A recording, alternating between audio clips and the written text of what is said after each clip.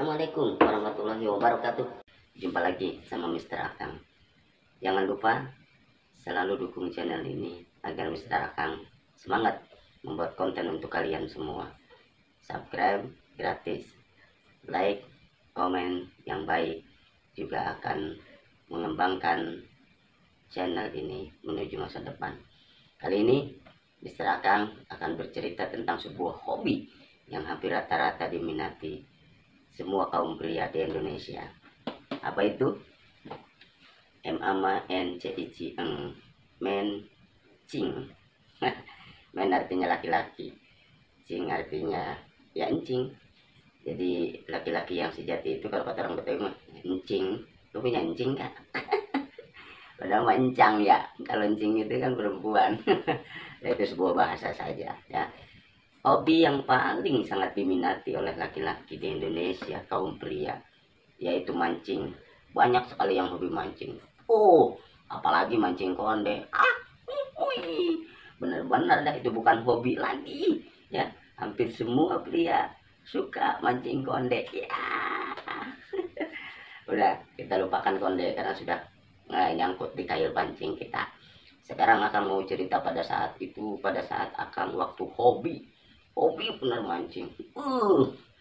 Pokoknya kagak mengenal waktu itu mah, mau pagi, mau siang, mau sore, mau malam. Pokoknya apalagi kalau udah narik ikan gede besar benar, udah top baru strike ya. Jadi pada saat pengalaman akang mancing ada yang hal aneh nih. Tetapi sebelum ke hal-hal yang aneh itu, Akang mau nanya terutama kepada para hobi mancing nih. Kalian pernah narik ikan, mancing ikan nih di danau, di kali, di sungai atau di laut? Berapa kilo yang pernah kalian tarik? Karena di dunia mancing itu kita sebagai pemancing belum tentu kita makan ikan. Tetapi men, yang paling jadi dasar menarik dan kepuasan di dalam dunia mancing itu pada saat kita narik ikannya. Itu ya. Nih pengalaman Akang pernah mendapatkan ikan 5 kilo ke atas itu 3 ekor berturut-turut. Oke, berturut-turut. Hilang nggak coba? Saat itu ada sebuah danau ya, sebuah danau dimancing bas. Itu namanya ikan apa ya kalau nggak salah waktu itu, ikan belida. Kalau di kampung Akang disebutnya balida, ikan belida yang gede itu lumayan juga ya. Itu mancingnya pakai anak ikan, kalau nggak salah pakai udang. Udang anak ikan. Di danau itu memang terkenal banyak ikan belidanya, tapi jarang orang yang dapat ikan belida. Saat itu Akang mancing, kebetulan mungkin ikan lagi ngumpul. Pancing lah pakai dongset. Pertama kali strike 7 kiloan. Gila nggak coba? Nah itu 7 kiloan, kurang lebih setengah jam lah. Karena harus tarik ulur. Kebetulan kenur Akang kecil ya. Nah itu cuman emang udah rezekinya, tarik ulur dapat. Itu ngangkat ikannya sampai diturunin sama anak-anak 2 orang. Gede bener ya kan gitu. Yang kedua, pengalaman itu kita mancing nih, bukan dapat ikan, dapat benyawa.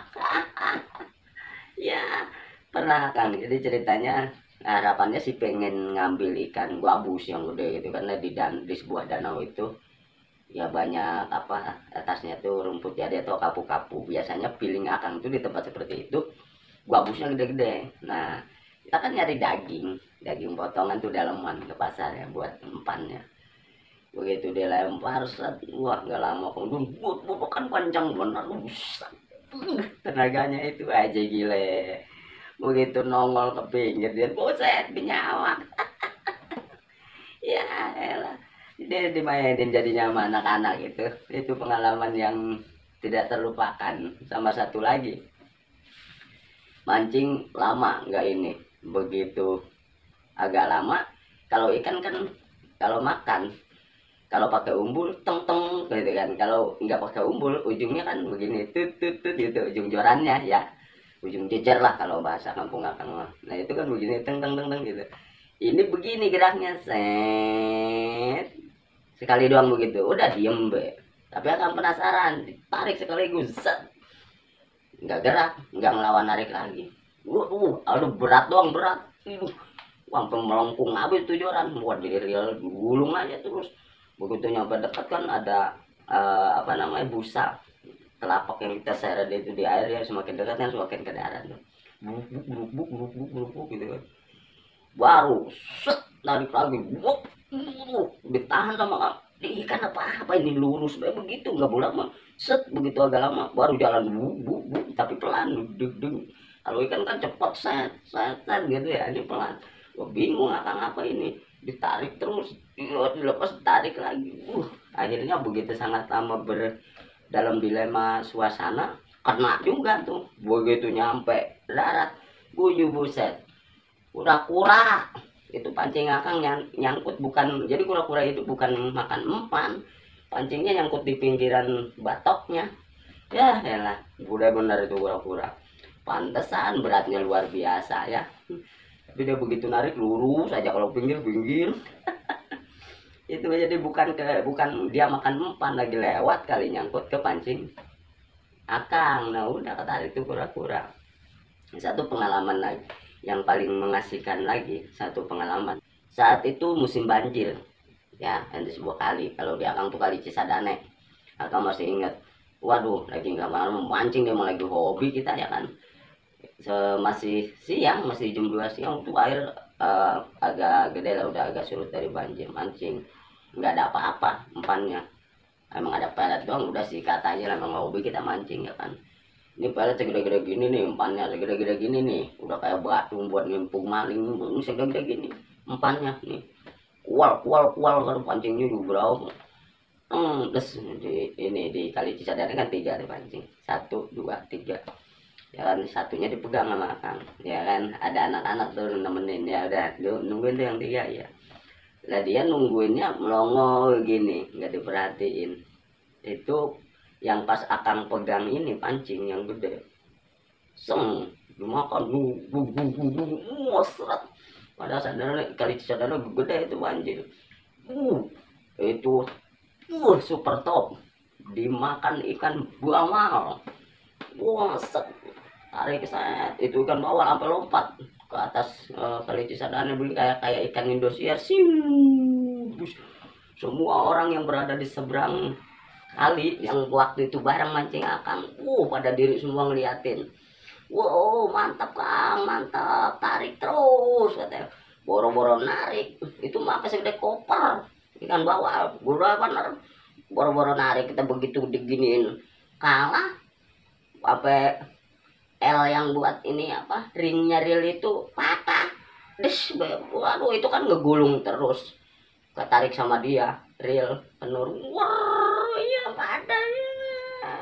Udah begini mereka pada ini kecoran di sini ke Amben ya kan, tahan begini patah habis nih ring habis, masih kuat tuh kan, habis tuh masih kuat ditahanin sama Kang begini nih, masih kuat kan. Waduh ini bedal nih apa namanya Amban, ya bedal gitu. Begitu diginiin atau habis putus, nggak kuat juga itu nyangkut di ini apa reelnya pada belatak lah, kebuka semua, udah lah patah itu gulung. Itu pengalaman akang. Diperkirakan itu berapa kilo nggak tahu lah ya, maklum gitu mah hobi doang atau pancingan sederhana, nggak kayak orang gua lagi mancing di laut. Kita mau pakai pancingan biasa, udah dipakai di danau, di rawa, di kali, di sungai. Ke laut juga bawa itu juga pernah akan mancing di laut. Nah itu pengalaman yang sangat menarik. Udah benar itu kan nggak dapat. Begitu melayangnya aja udah segede koper mah ada itu. Perkiraan akang sih itu sekitar kurang lebih 8 kiloan ya kan. Kurang lebih lah, lebih bisa. Orang udah bener lompat begini, pas kenapa aja gua kira. Tapi belum milik nggak dapat. Ya kan? Tetapi satu hal yang membuat pengalaman akang sangat menarik di dunia mancing dan tidak pernah terlupakan itu pada saat mancing di sebuah apa namanya danau ya, kalau bekas galian pasir. itu mancing, kita dapat ikan emas. Ini Akang dapat ikan emas, boy, kan orang senang kalau dapat ikan emas ya. Digulung kita, boy deh ikan emas, boh top. Begitu mau diambil, itu ikan emas ngedip, astagfirullahaladzim, muji Akang. Ya karena dia kesangkut pancing, ya bisa ngedip lagi. Wah Akang kalau bahasa orang dulu mah diperancahin lah, jangan ngeganggu, jangan ngapa-ngapain lah, ya kan. Kamu sih makan pancingan Akang nih, jadi kena kamu itu. Tapi karena Akang gak mau kesalahan nih, ikan dibawa pulang sama Akang, dibawa pulang tuh ikan. Dikasih minyak tuh, yang bekas kena pancingannya di mulutnya dikasih minyak, ya ditaruh di akuarium. Kebetulan di rumah ada akuarium. Nah ikan yang di akuariumnya akan ngalahin, dipindahin ke kolam dekat sumur dulu, kolam buatan dari semen, ya kan. 2 hari kemudian Akang mimpi namanya ikan ngedip, ya kan. Itu orang-orang banyak lihat juga, ini mah ikan bisa ngedip, ditaruh di akuarium, jadi rame kan tuh. Setelah 2 hari itu dia berubah wujud jadi orang dalam mimpi Akang itu.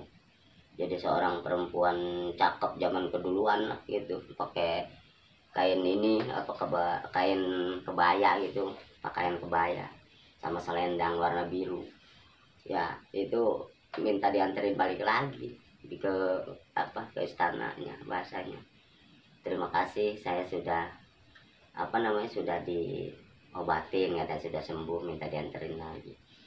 Ya pagi-pagi bener Akang habis mimpi melongo begini. Waduh ya Allah, udah sholat malam, udah subuh, kalau dianterin malam juga gua takut, namanya istana, ntar ada prajurit nungguin di sono kan nganterinnya.